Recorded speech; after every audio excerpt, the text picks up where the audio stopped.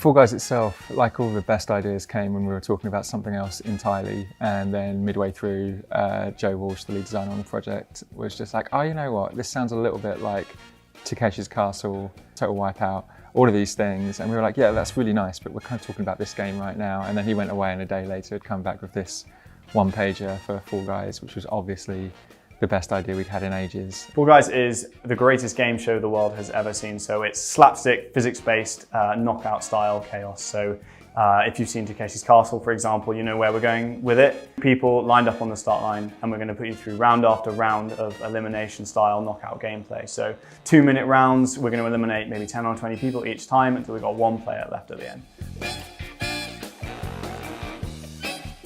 So there's an old TV show called It's a Knockout, which basically went to a town, dressed a bunch of people up in really ridiculous outfits which are impossible to move in, and then made them compete in an obstacle course. And we kind of went back to that and felt that when we were first designing the Fall Guys, they needed to have that element of being completely uniquely badly designed for the task that we were going to put them through. Like, we wanted them to fall over. Falling over is funny.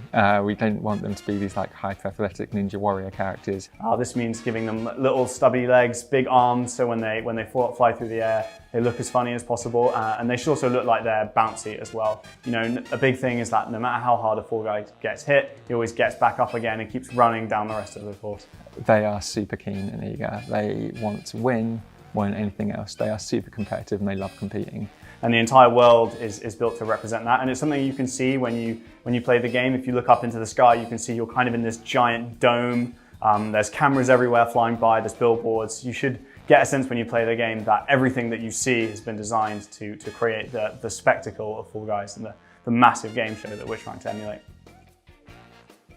As with all game development, we're at the stage where everyone is looking very, very nervous, and things are definitely not on fire and everything is fine, which I believe is more traditionally known as approaching alpha. For us, this means that this represents being able to play through the game in real world conditions, which are going to replicate what it's going to be like when the game goes live. At Mediatonic, this means recruiting people from all of our different studios. So we have up to 60 or 70 people in London, 20 people in Madrid, more in Brighton. You can hear the screams from down the office as people are kind of like falling off of things or being pushed off of things or coming so close and failing. There's this really kind of like fun competitive atmosphere which has been echoed you know, when the game has been showed.